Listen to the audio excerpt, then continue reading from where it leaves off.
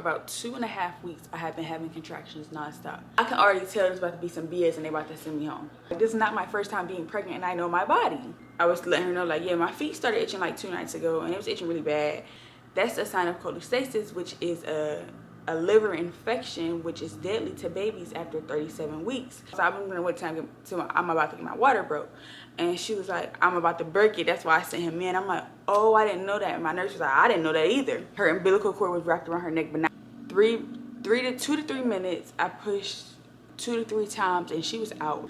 What's up, YouTube? It's your girl, Amé're. If you don't know who I am, hi, I am Amé're. If you know, then welcome back. Amé're.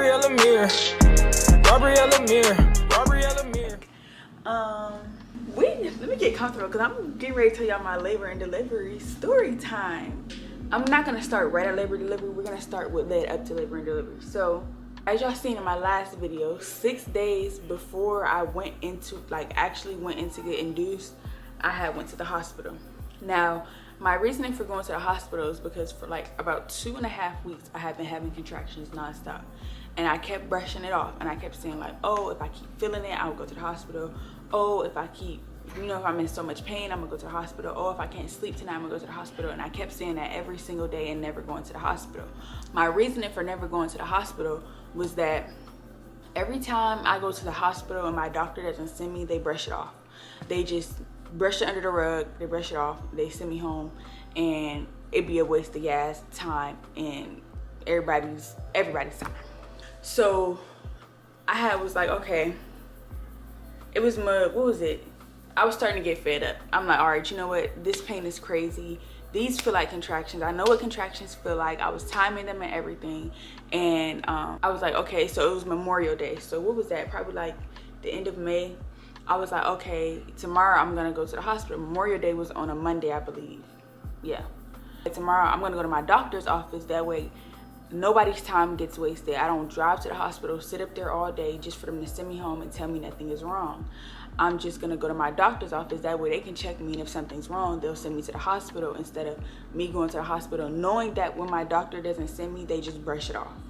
So I'm like, okay, so I look it up and my doctor's office was closed the day after Memorial Day. So I'm like, oh my goodness, I cannot wait another day. It's crazy. So the day that I had decided to go to the hospital, it was like I had like a little bit of spotting in the morning, and I start cramping and having really bad sharp pains, and I was having really bad back pains as well. So I'm like, okay, you know what? I'm gonna go to the hospital. Mind y'all, my hospital is nowhere near me. Like the hospital that I delivered at is nowhere near my house whatsoever, not even in the slightest bit.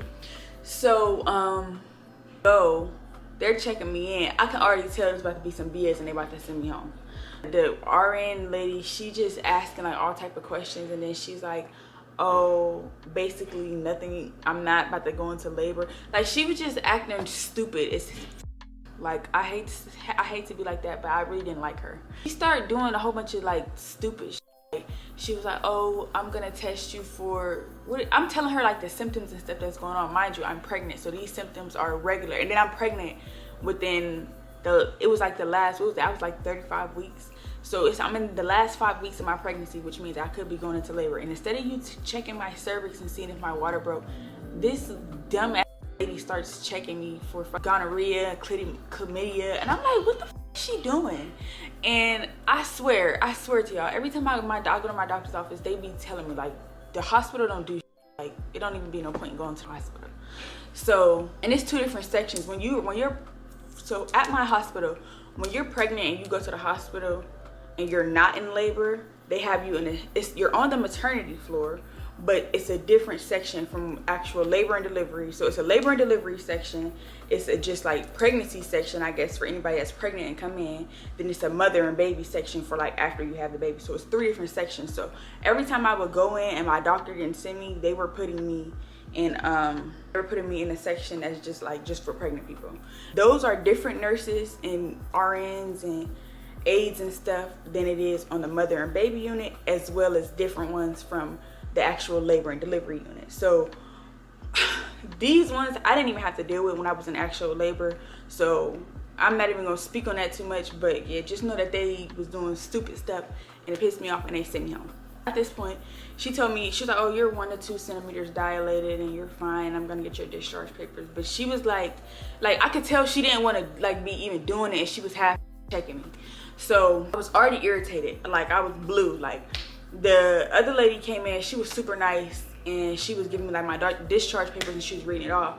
And when she walked out, Devontae was like, if looks could kill. But it's because I was so irritated that I keep getting brushed off. Like I'm pregnant, and I'm telling y'all, I know my body. Like, and they had me thinking like I was tripping, like I didn't know what was going on. And y'all know when you're having contractions, your stomach gets hard. I know what the hell I be talking about. Like, this is not my first time being pregnant, and I know my body. So she told me I'm 1 to 2 centimeters dilated. So I come home, mind you, I'm irritated. I'm talking about, I got a video. I was like, better nobody talk to me, better nobody say shit to me. I'm pissed, I'm irritated. Nobody say nothing to me till I go into labor, because I'm so over it. Like, I'm so over trying to tell these people that something is going on, and they keep telling me nothing is going on. Like, I know what be going on. So I'm like, okay, you know what? Came home, I was irritated for like the whole first day. Like, I was just like blue. You know what? I'm gonna start my labor and delivery prep. We gonna get this on the road, and I'm about to start working. I was already drinking the midwife's brew, and I was already drinking the raspberry leaf tea, and I was already bouncing my ball here and there, like barely. You know what? At that point, I had a doctor's appointment in 6 days. Monday after Memorial Day was my 37-week appointment. Was it? Yeah, that's when I got induced. The Monday after Memorial Day was my 37-week appointment. So leading up to this appointment, I was like, okay, you know what? I'm about to do everything that I possibly can to further progress dilation, because I'm over it. Like, not even necessarily being pregnant, but like the pain and stuff. I'm telling y'all like something's going on. I really want y'all to check and figure out what's going on, and y'all are brushing me off. And so I just got distracted. So okay, let's start this labor and delivery prep. Let's get it together. I need to get all of my stuff together. I need to get all of Devontae and Azana's stuff together. I need to make sure everything is in everybody's bags. I need to, you know, do all the stuff to make sure I don't tear, to prevent tearing. And once I started my prep, we made the Midwest brew, and I was like, okay, it's time to get it on. So I'm on TikTok every day. I'm talking about researching. I did that 10-minute yoga video. I did that about 3 times within the span of them 6 days. I did that about 3 times. I went curb walking for 30 minutes twice. It was on 2 different days. 15 minutes on my left leg, 15 minutes on my right leg, both days. I got on the treadmill for 10 minutes both days. I did 25 squats both days. A big container of raspberry leaf tea, and I drank it until it was gone. I'm talking about the morning of my appointment. I had a cup left, and I downed it on the way to the appointment. Every single tea bag from my raspberry leaf tea, I think I got 1 left. I used every single one. I kid y'all not. I'm not telling y'all to do this, but I'm telling y'all what I did that helped me progress to 5 centimeters. And of course, what else did I do? I bounced on my ball. I was bouncing on my ball for 10 minutes a day, like in that span of them 6 days, up until the night before my appointment. The night before my appointment, I stayed on that ball for an hour straight. Figure 8s, back and forth, side to side, bouncing. Switching out through all of them non-stop, like just going, like mainly the figure 8s, because I wanted to like work her down and stuff like that. So, and of course, when I tell y'all that hour on the ball between them 4 different movements, curb walking and doing what you did to get the baby in there, that's what I feel like helped me progress the dilation. Now, other stuff may have helped, but I feel like that worked. And then y'all also know, if y'all watched my labor and delivery prep video, that I had went to the store and I bought a bunch of pineapples. I didn't eat all them pineapples. I planned to, but I didn't get around to it because I had so much going on. I ate the one night when y'all seen me cut up that pineapple core, and I ate it. Remember I told y'all like a day or so later that when I had ate it, I threw half of it back up. So I didn't fully have the pineapple core, but when I ate it, half of it came back up, but the other half stayed in. And I don't know, I can't tell y'all what exactly pushed me into labor. Y'all also know I was pumping, which is nipple stimulation, and causes your stomach to contract, which pushes the baby further down. Y'all know, like, that's all of the stuff I was doing. The morning of the appointment, for my apartment complex, we have tags on our cars that say we're allowed to park in the parking lot. So if you don't have a tag, they're gonna tow your car. It expires in June, so we have to get a new one every 6 months, basically just to make sure that anybody who's not paying doesn't, like, say if somebody didn't pay from a couple months ago, but they still have their tag, when everybody go down and get a new one, they won't give you a new one. That it's just preventative measures, whatever. That ain't got nothing to do with it. Regardless of the fact, it expires in June. So I'm like, okay, I don't want to be trying to walk down to the leasing office and deal with this and sit there and get my paper. If I got to fill out papers, do that. I just want to get the tag out the way now and go. For my appointment, we had already had our bags packed and stuff. Now, mind y'all, we don't live nowhere near our hospital. So every doctor's appointment, we were going to have to take all of our bags down with us, because it's no way that he would have wanted to, nor would I have wanted him to leave the hospital, drive over an hour to where we live, and then over an hour back to the hospital. So I just prefer us to take our stuff with us, because if they send us to labor and delivery from the appointment, how they did with Azana, then we'll already have our stuff and we won't have to worry about driving an hour and all of this and all of that. Devontae took Azana and filled up our wagon with all of our bags, and he took that to the car and he was pulling the car up. I walked down to the leasing office to go get our new tag for the car, because it was June 2nd, and I was like, I just want to get it out the way now so I don't have to worry about it later. So as I'm walking down there, it's a long hallway. So as I hit the end of the hallway, I feel something like drop in my stomach. It like stopped me in my tracks. I'm walking, I had to stop, because it was like such like I don't know how to explain it. Like the feeling, it just like stopped me in my tracks, and I'm like, hold on.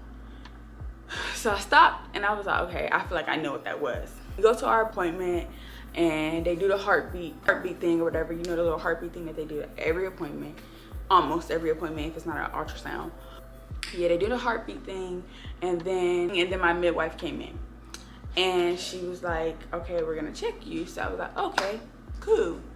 And I was just sitting there praying. Like, I prayed the whole way down there. I prayed just so much in general, because I'm like, I hope I hope I am dilated enough to go into labor today, just to, like, I had a great pregnancy, but I was ready to move on to the next thing, like being a mom of 2. Like, I had a really good pregnancy, don't get me wrong, and I'm so grateful that God carried me through it, and it was a healthy pregnancy, but I was just over being pregnant at that point. She checked me and she said, oh, as she was checking me, she said, anything new going on? So I'm like, yeah. Actually, like 2 days ago, my feet was itching, but I wasn't going to say anything, because every time I like have a new pregnancy symptom, it's just that, a pregnancy symptom that I happen to not get with my first daughter that I have now. And it's nothing like, you know, nothing that can be done about it, because it's just a pregnancy symptom. And I was letting her know, like, yeah, my feet started itching like 2 nights ago, and it was itching really bad. And I know it's from pregnancy, because my feet have never itched in my 22 years of living. And bottom of my feet is itching really bad. And she's like, are your palms itching? So I look at my hands and I'm like, no, like my hands don't really bother me. It's the bottom of my feet. And she was like, when did this start? And I'm like, 2 days ago. The first day was really bad. Last night wasn't so bad, but the first day was really bad. And she was like, okay, so as we're talking, as she's checking me, she's like, so actually that's a sign of cholestasis, which is a liver infection, which is deadly to babies after 37 weeks. So we can get you blood work. And then she says, but the blood work takes a week to come back. Mind you, I was already 37 weeks. So had we would have waited that long, my baby would have been at risk, because had we would have waited for the blood work to come back, my baby would have been at risk, because it's deadly to babies after 37 weeks. And I was 37 weeks on the dot that day. She said that, and she was like, okay, I'm gonna ask the doctor what she wants to do, because, you know, it's deadly for babies after 37 weeks, and that blood work takes a week to come back. She's checking me, she's like, guess what? And I said, what? And she was like, you're 5 centimeters. And I was like, you're what?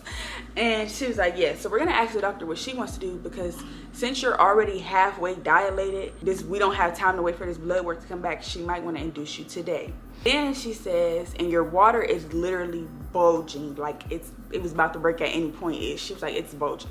And y'all, I forgot to mention that when she got done checking me, she felt my stomach and she asked me, was I having contractions? And I told her yes, and she could feel how hard my stomach was, so she assumed that I was having contractions, which the hospital tried to make it seem like I was not.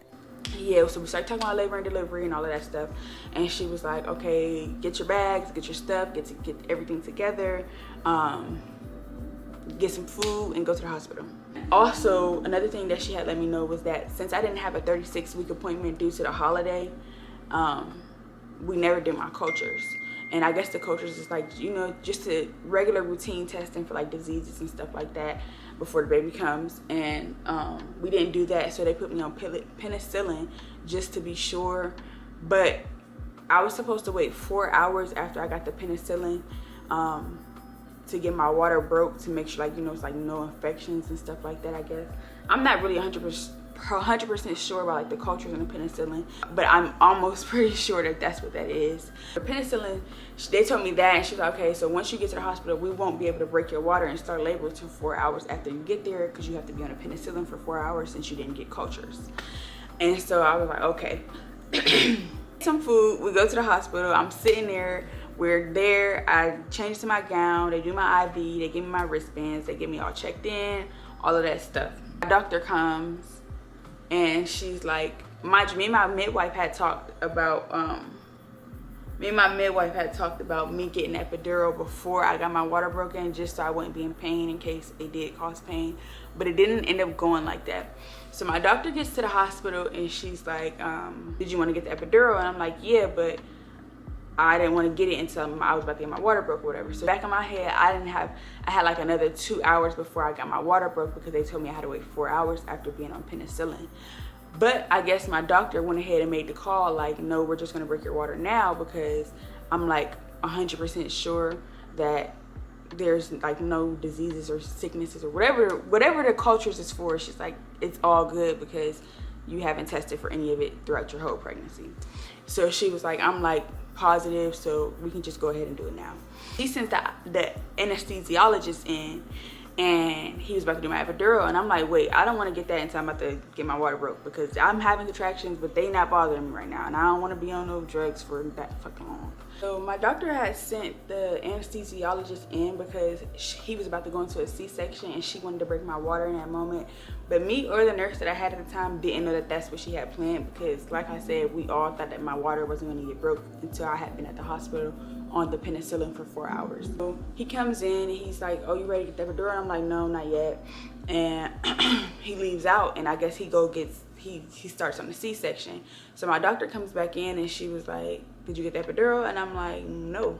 And she was like, do you don't want it? I'm like, yeah, I want it. And I was like, I'm gonna wait till I'm about to get my water broke. And she was like, I'm about to break it, that's why I sent him in. I'm like, oh, I didn't know that. And my nurse was like, I didn't know that either. And she's like, yeah, but now he's in a C-section, and he has another one to do after that. So she was like, do you want to wait? You want me to wait to break your water until he comes back and do your epidural or what? I'm like, hell no, get this show on the road. So she's like, okay, you want to break it now? I'm like, yes. So she breaks my water now at that time, and I don't know the exact time. Y'all can go watch my labor and delivery video, because I was like going time by time. It was around like 5 something, I believe, I'm not sure. She broke my water then, and then he's supposed to come back and give me the epidural, but then he ended up, like I said, he had 2 C-sections after that. So like 3 hours go past, and I'm having contractions. They just aren't bothering me. He was supposed to give me the epidural again, and I ended up getting a new nurse, and she was like, so the anesthesiologist is about to get caught up in another C-section. Mind you, he had just got done with 2. They was like, he's about to get caught up in another C-section for fetal distress. So basically, did I want him to come and do mine or go to the C-section? And I was like, no, he could just go. Like, I'm okay. Like, go. I don't want, like, you know, I don't want nothing to go wrong with nobody else's baby or like C-section or nothing. He could just go. But I guess since I was next, like, on the list, they had to go by that. I don't know. He could just go. It's not a big deal. The contractions aren't bothering me like that for me to be like, no, he need to come do mine now. No, it wasn't that bad. I'm editing, I'm doing TikToks. My man and Azana is coming over there by me, and we just sitting over there talking. So time goes past. I don't think I got the epidural until like 8, 9 o'clock at night. mind you, we got to the hospital, I think at like 3 or 4 something. I ended up getting the epidural at like 8 centimeters, and I asked my nurse for the peanut ball. She brings me the peanut ball, and I'm just in bed chilling, whatever. The epidural, it wasn't that bad. Actually, the epidural, that shit hurted this time. Like with Azana, I didn't really feel it all like that, but that shit was hurting this time. Like I felt the sting, I felt the burn, I felt the pain. Like even afterwards, like once they took it out, my back was hurting so bad, it was crazy. They give me the epidural, she gives me the peanut ball. It's like 8, 9 o'clock at night.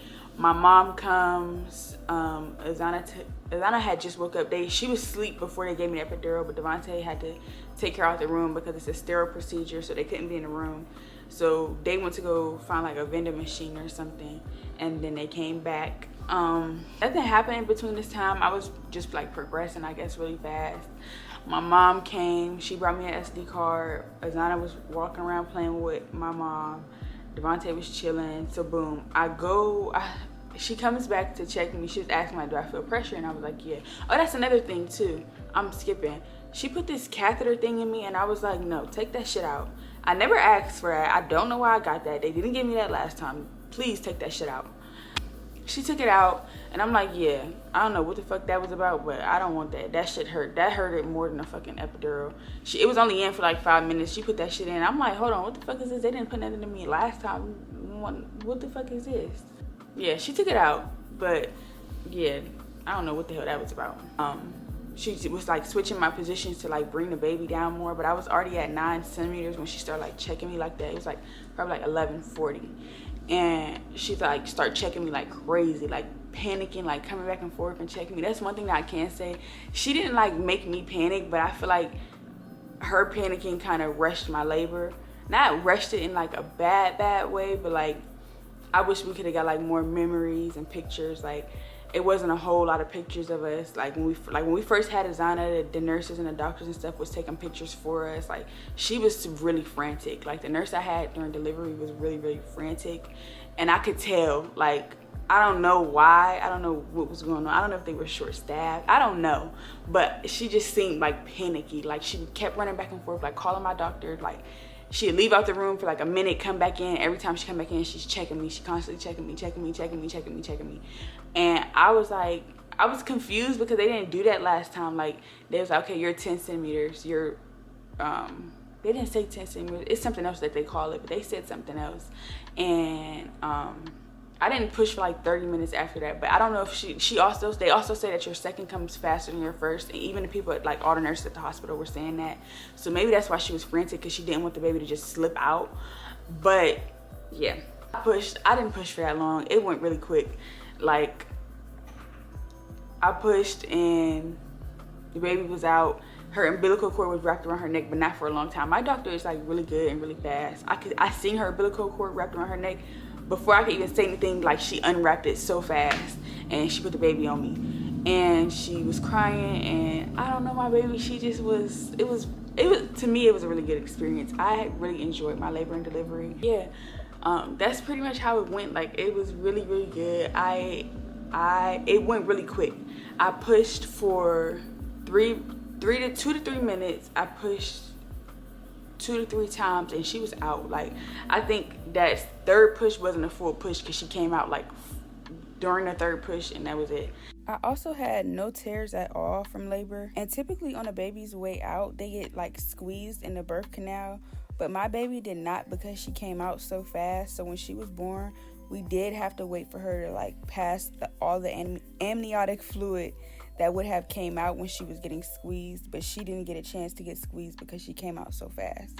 And Azana was there, of course. Everybody wanted to know, like, what, did they let your second daughter stay? Yes, Azana was there the whole time. My mom was holding Azana, and my mom was also recording.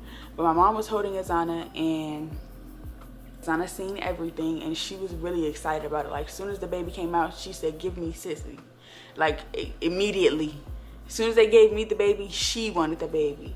And she was really excited about it. She stayed on the whole time. And people was like, some people feel like that's a traumatizing experience for a kid, but like she enjoyed being there, and I feel like it helped her transition a lot better than it would have with us just coming home with a baby. And that's just my personal opinion, because I feel like experience for all of us, and plus they'll have those memories to look back on, like when they're like 16, 17. And I feel like us also having her there helped their bond a little bit, because Azana was like in love with her the moment she seen her, instead of us just coming home holding a baby and tending to her all the time. Like, you know, like our time was immediately split even between them, like, you know, not just us in the hospital for 2-3 days focusing on a baby, coming home having to do it. I feel like it helped all of us with Azana being there, and she really enjoyed it. Like, she loved all the nurses. They gave her a lot of snacks and candy, and it was a really good like bonding experience for all 4 of us. And a lot of people wanted to know, like, why would my doctor induce me at 37 weeks? I already told y'all, but just to clarify, because my baby's life was at risk. If I would have waited another week or 2 weeks, she probably would not have made it. And we had to go into labor that day just to be sure that she was safe.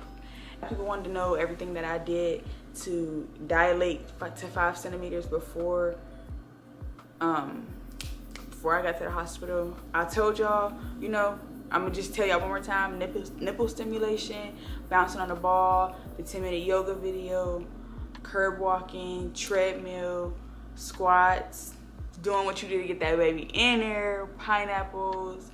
The midwife's brew and the raspberry leaf tea don't help you dilate, but it does soften your cervix. I also did those too. That's all the stuff that I can think off the top of my head. If I said more earlier than I did it, but it probably just slipped my mind when I'm going over it again. And yeah, I had a really good labor and delivery. Recovery was amazing. I love every nurse I had, like in like my postpartum room. I loved every aide I had. I loved everybody. Was so sweet and so nice, and I just loved them, and I wish nothing but the best for them. And I hope that they continue to bear the fruits of their labor for all the things that they're doing, because it's just, I don't know, they're really good people. Like, you could tell that they're really good people. The nurse that I had last, I don't know, like, I really love her. I love all of them, but I really loved her, and I think I wish I would have had more time. Like, I wish she would have been my nurse like for more time, because I really loved her. And this one like older lady nurse, we had her for like, because they shifts change at every 12 hours, like 7 a.m. to 7 p.m. and 7 p.m. to 7 a.m. We had this one nurse, I think 3 times, and the older lady, and I loved her. She was like a mom, but not like an overbearing mom. I really loved her. I loved everybody. The first nurse I had, that first night we came in, we got to postpartum at like 2 in the morning, and we didn't have her for long. We only had her for 5 hours, and I didn't have her the rest of the time either, but I really loved her too. All really nice to both of my babies, very sweet and gentle. All of them. Everybody loved Azana. Azana was getting more attention than the baby was. But yeah, that's just my labor and delivery story time. I had an amazing labor and delivery. I had an amazing recovery, and everything just went really, really well. And I'm so excited to be on this journey with y'all, sharing this journey of becoming a mom of 2 with y'all, because y'all, being a girl mom to 2 girls is really so tea. Like, everybody be trying to make it seem like, oh, you got a boy and a girl, like you're that girl. If you got 1 kid, you're that girl, baby. If I got 2 girls, I'm that girl, because y'all, my life is just so girly and pretty and princessy, and I'm just like, it's filled with like rainbows and unicorns and princesses, and I love that. Like, since I had my baby, I've just been so excited about having 2 daughters. Like, it's just really crazy. Y'all, that's it for this video. I love you guys so freaking much. Stay tuned for the next video, because the videos is coming. Now that this is out, now that my labor and delivery story time is out, the videos are coming. I love you guys so much. I'm gonna see you guys in my next video.